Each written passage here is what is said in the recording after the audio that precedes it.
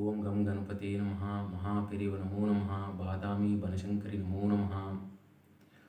ఏకాదశి వ్రత కథల్లో మొట్టమొదటిది అయినటువంటిది అంబరీషోపాఖ్యానము. అంబరీషుడు మహానుభావుడు. ఆయన ఇక్ష్వాకు వంశంలో జన్మించినటువంటి వాడు.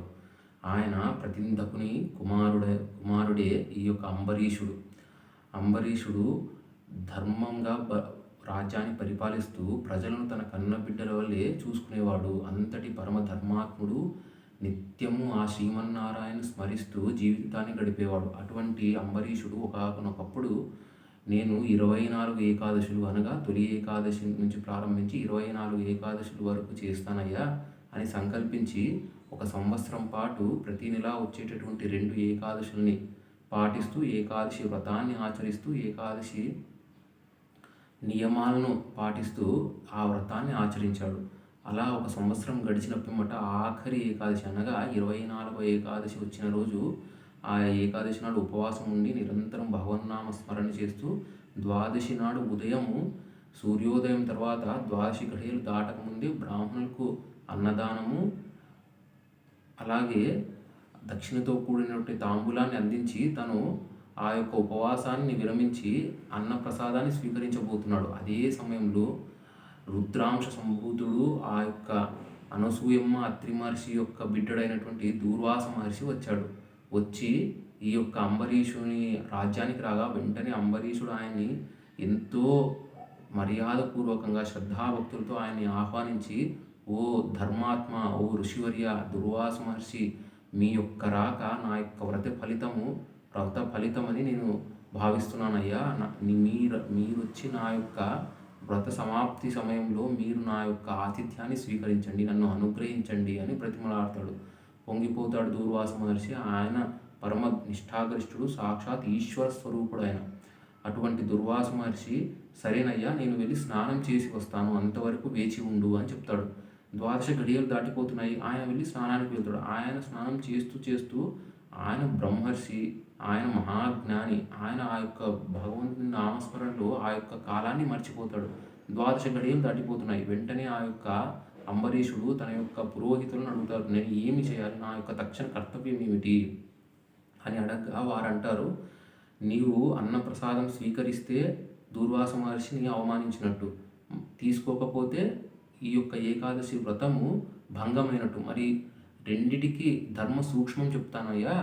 అలా వారికి ఇచ్చిన మాట తప్పకూడదు, అలాగని ఈ యొక్క వ్రతము భంగం కాకూడదు. అందుకని ఆ యొక్క శ్రీమన్నారాయణకు నివేదించినటువంటి తీర్థాన్ని స్వీకరించు, ఆ యొక్క తులసి తీర్థాన్ని స్వీకరించు అని చెప్పగా ఈ యొక్క ధర్మ సూక్ష్మాన్ని గ్రహించి అంబరీషుడు ఆ యొక్క శ్రీమన్నారాయణకి నివేదించినటువంటి తులసి తీర్థాన్ని స్వీకరించాడు. దుర్వాస మహర్షి వచ్చారు.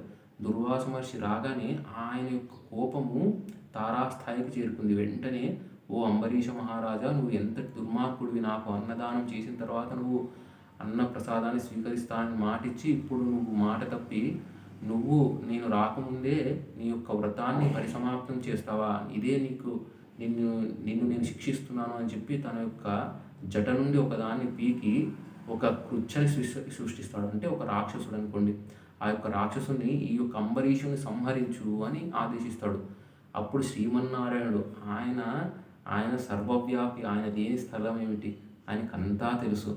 ఆయన వెంటనే తన యొక్క సుదర్శన చక్రాన్ని ఆ యొక్క అంబరీషునికి రక్షణగా నిలిపాడు. ఆయన వెంటనే ఆ సుదర్శన చక్రం వచ్చి ఆ యొక్క రాక్షసుని సంహరించి దుర్వాస మహర్షిని వెంట తరమడం ప్రారంభించింది. ఆ దుర్వాస మహర్షి ఒక్కసారిగా భయపడిపోయి పరిగెత్తడం ప్రారంభించాడు. ఎన్ని ముల్లోకాలు తిరిగాడు, ఎవ్వరూ రక్షించడం లేదు. ఆ యొక్క విష్ణు చక్రము, సుదర్శన చక్రము ఆ యొక్క దుర్వాస మహర్షిని వెంబడిస్తూనే ఉంది.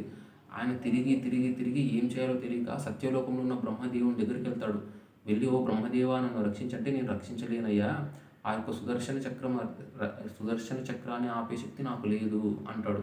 వెంటనే ఆ దుర్వాస మహర్షి కైలాసంలో ఉన్నటువంటి పరమశివుని దగ్గరికి వెళ్తాడు. పరమశివుడు అంటాడు, శ్రీ మహావిష్ణువు వదిలినటువంటి సుదర్శన చక్రాన్ని నేను ఆపలేనయ్యా అంటాడు.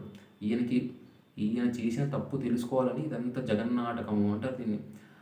సరే, ఇక చేసేది లేక దారి లేక వైకుంఠానికి వెళ్ళి ఆ యొక్క శ్రీమన్నారాయణ పాదాలు పట్టుకుంటాడు.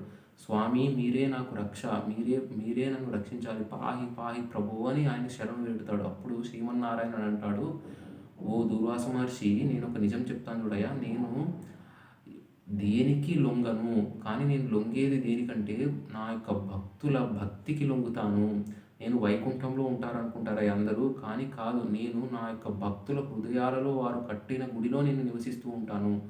వారి చింతనే ఉంటాను, వారితోనే నివసిస్తూ ఉంటాను, వారితో పాటు నేను నడుస్తానయ్యా. అలాంటి భక్తులలో ఒకడైనటువంటి వాడే ఈ యొక్క అంబరీషుడు.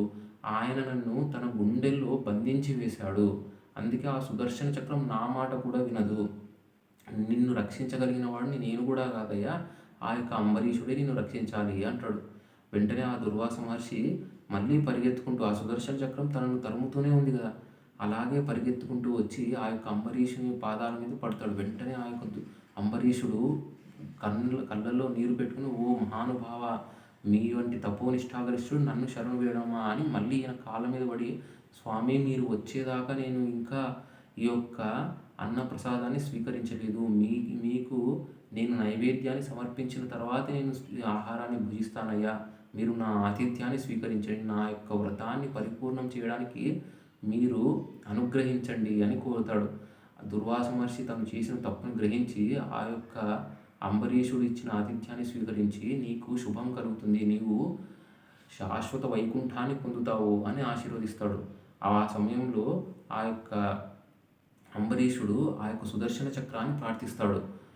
ఓ సుదర్శన చక్రమా, నీవు అంతటా ఉన్నవాడివి, నీవు విష్ణుమూర్తి స్వరూపానివి, నీ యొక్క అనుగ్రహం చేతనే ఈ యొక్క కార్యం నిర్విఘ్నంగా జరిగింది. నా యొక్క వ్రతాలన్నీ నీ యొక్క అనుగ్రహం చేతనే జరిగింది. నీవే అంతటా నిండి నిబిడీకృతమైనటువంటి విష్ణుమూర్తి యొక్క అంశవే శ్రీ సుదర్శన చక్రము అంటాడు. అప్పుడు ఆ సుదర్శన చక్రము ఈ యొక్క అంబరీషుని యొక్క స్తోత్రానికి మెచ్చి ఉపసంహారం అవుతుంది, తిరిగి ఆ యొక్క విష్ణుమూర్తి చేతిని అలంకరిస్తుంది.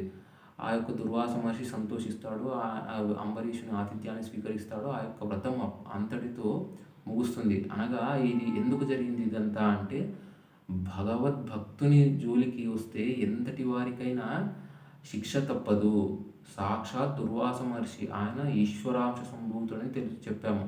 అంతటి వారు కూడా భగవద్భక్తుని జోలికి వస్తే ఎంతటి వారైనా సరే భగవద్భక్తుని ముందు వారి స్థాయి ముందు ఇంకెవరు సరిపోరు అని చెప్పడానికి ఇది ఒక ఉదాహరణ. అందున ఏకాదశి వ్రతం యొక్క శక్తిని కూడా ఈ యొక్క కథ తెలియజేస్తుంది మనకు. ఇందులో అంతరార్థం కూడా ఉంది. ఏమిటంటే, ఆ యొక్క దుర్వాస మహర్షికి వారి యొక్క మామగారి శాపం ఉంది. ఏమని, భవిష్యత్తులో నీ యొక్క ఒకానొక రాజు వల్ల నీకు అపఖ్యాతి కలుగుతుంది, అవమానం జరుగుతుంది అని ఒక శాపం ఉంది. అది ఇప్పుడు ఇలా సార్థకమైంది అని చెప్పాలి. అలాంటి ఎంతో పరమ పవిత్రమైనటువంటిది ఈ యొక్క అంబరీషోపాఖ్యానము. ఏకాదశి వ్రత కథల్లో ఇది మొట్టమొదటి వంటిది. ఓం శాంతి శాంతి శాంతి.